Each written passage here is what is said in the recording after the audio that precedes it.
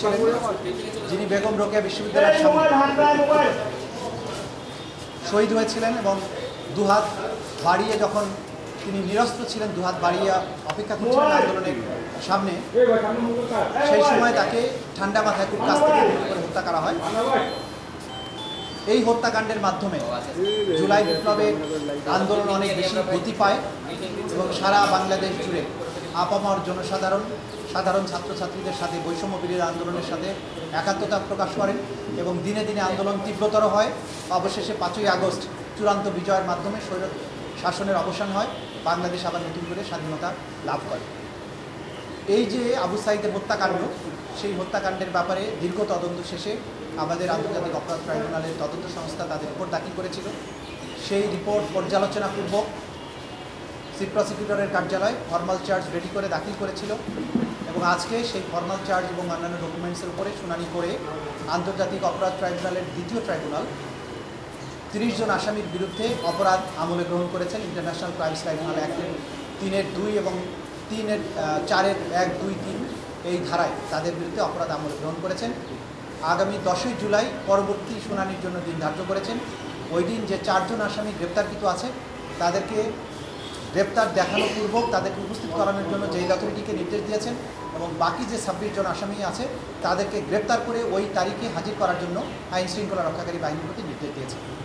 সেই দিন আসামিদের উপস্থিতির পরে বিচারের জন্য যে স্বাভাবিক কার্যক্রম সেটা গৃহীত হবে। যদি সকল আসামি গ্রেপ্তার করা না যায় তাহলে পলাতক আসামিদের ব্যাপারে স্টেট ডিফেন্স লয়ার নিয়োগ করার জন্য আদালত আদেশ দিতে পারেন এবং তার মাধ্যমেই আনুষ্ঠানিক বিচারের যাত্রা শুরু হয়ে যাবে। যেহেতু একটা আইকনিক ঘটনার বিচারের তদন্ত আমরা শেষ করতে পেরেছি, আমাদের তদন্ত সংস্থা শেষ করতে পেরেছে, আমরা আনুষ্ঠানিক অভিযোগ দাখিলের মাধ্যমে এই আনুষ্ঠানিক বিচারের যাত্রা শুরু করতে পেরেছি। আজকে এই মুহূর্তে আমরা জুলাই বিপ্লবের শহীদদেরকে আরেকবার স্মরণ করছি এবং দেশবাসীকে এটা আশ্বস্ত করতে চাই যে আন্তর্জাতিক অপরাধ ট্রাইব্যুনালের তদন্ত সংস্থা এবং প্রসিকিউশন দিনরাত আপনার চেষ্টা করে যাচ্ছেন এই বিচার, যেটা জাতির একটা বড় প্রায়োরিটি এবং ভবিষ্যতে এই অপরাধের রিকারেন্স ঠেকানোর জন্য রাষ্ট্রকে যে জায়গায় যেতে হবে সেই জায়গাটা নির্ধারণ করার ব্যাপারে আমরা দিনরাত কাজ করছি। ইনশাআল্লাহ ক্রমান্বয়ে সবগুলো মামলার তদন্ত রিপোর্ট পাওয়া যাবে এবং বিচার প্রক্রিয়া তার নির্দিষ্ট গতিতেই এগিয়ে যাবে এবং বাংলাদেশে ন্যায় বিচার প্রতিষ্ঠিত হবে।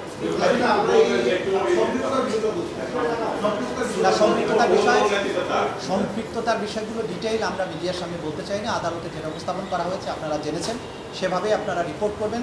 আমরা মিডিয়ার সামনে তার কতটুকু দায় সেটা উল্লেখ করতে চাই না, কারণ এগুলো সব ট্রায়ালে প্রমাণ করতে হবে।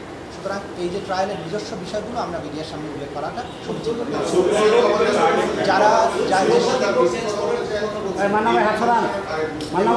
আমরা আমাদের এই আপনারা সবাই জানেন যে মানবতা বিরোধী অপরাধ সংগঠিত হয়েছে, মূল দায়টা হচ্ছে আইন শৃঙ্খলা রক্ষাকারী বাহিনীর এবং সেখানে পুলিশের যারা ঊর্ধ্বতন কর্মকর্তারা ছিলেন। আমরা কিন্তু খুব স্পষ্টভাবে দেখিয়েছি শেখ হাসিনার নির্দেশ লিথাল ওয়েপন ব্যবহার করা, শেখ হাসিনার নির্দেশটা গিয়েছে প্রথমে স্বরাষ্ট্রমন্ত্রীর কাছে, স্বরাষ্ট্রমন্ত্রীর কাছ থেকে পুলিশের আইজিপির মাধ্যমে পুলিশের সমস্ত কমান্ডের অধস্তন যত কমান্ড আছে তাদের কাছে গিয়েছে। সেখানে বলা হয়েছে প্রাণঘাতী অস্ত্র বা লিথাল ওয়েপন ব্যবহার করে ছাত্রদেরকে হত্যা করার জন্য। সেই নির্দেশের ধারাবাহিকতায় রংপুরে অপরাধটা সংঘটিত হয়েছে। সুতরাং সুপিরিয়র দায় হচ্ছে শেখ হাসিনার, আসাদুজ্জামান খান কামালের আইজিপি এবং তারপরে পুলিশের রংপুরের যারা ঊর্ধ্বতন কর্তা ছিলেন তাদের ব্যাপারে ঊর্ধ্বতন দায় এখানে এই মামলাতে পাওয়া গিয়েছে এবং তাদের ব্যাপারে চার্জশিট দাখিল করা হয়েছে এবং পাশাপাশি অক্সিলিয়ারি ফোর্স হিসেবে আওয়ামী লীগ, যুবলীগ এবং বিশ্ববিদ্যালয়ের ভিসি সহ বিশ্ববিদ্যালয়ের প্রশাসন এই ছাত্রদের আন্দোলন দমনের ব্যাপারে পুলিশকে কিন্তু সরাসরি নির্দেশনাও দিয়েছে। সরকারের পাশাপাশি বিশ্ববিদ্যালয়ের ভিসি সহ বিশ্ববিদ্যালয়ের প্রশাসন, ওই সময় প্রশাসন যারা ছিল তারা সরাসরি পুলিশকে উস্কানি দেওয়া, নির্দেশ দেওয়ার কাজটা করেছে এবং তারা যেহেতু সুপিরিয়র অবস্থানে থেকে এটা করেছে সেজন্য সুপিরিয়র রেসপন্সিবিলিটি বিশ্ববিদ্যালয়ের যারা ঊর্ধ্বতন কর্তা ব্যক্তি যারা এই মামলার আসামি তাদেরকেও এই দায়ী করা হয়েছে। তবে মূল দায়টা হচ্ছে সরকারের, শেখ হাসিনা থেকে শুরু করে পরবর্তী পুলিশ অফিসার।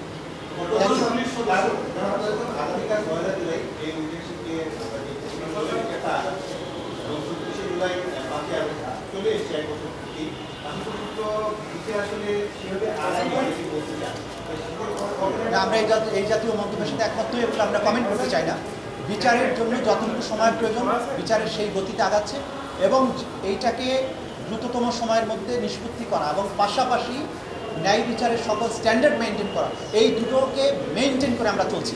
তাতে কয়েকদিন সময় লাগছে সেটা নিয়ে আমাদের ওয়ারি হওয়ার কোনো কারণ নেই, কারণ বিচারকে ন্যায় বিচারের মাধ্যমে সমাপ্ত করতে হবে। সেজন্য আমি তাড়াহুড়ো করে মোবাইল কোর্টের মতো মামলা বিচার শেষ করা এখানে সম্ভব নয়। যতটুকু সময়ের দরকার সেটা নেওয়া হচ্ছে এবং আদালত বাকিটা নির্ভর করবে আদালতের উপর। আমাদের তদন্ত প্রক্রিয়া শেষ করা এবং প্রসিকিউশনের পক্ষ থেকে ফরমাল চার্জ দাখিল করা কাজটা আমরা সম্পন্ন করেছি। বাকি বিচার প্রক্রিয়া কতটা দ্রুত এগোবে এটা আদালত নির্ধারণ করবে। সুতরাং এই বিষয়ে আমরা কমেন্ট করতে চাই না। আমরা একদিনও বেশি সময় নিচ্ছি না, নেবও না।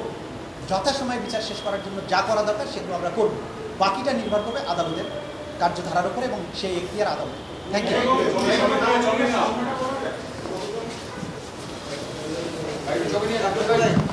দাঁড়ান দাঁড়ান দাঁড়ান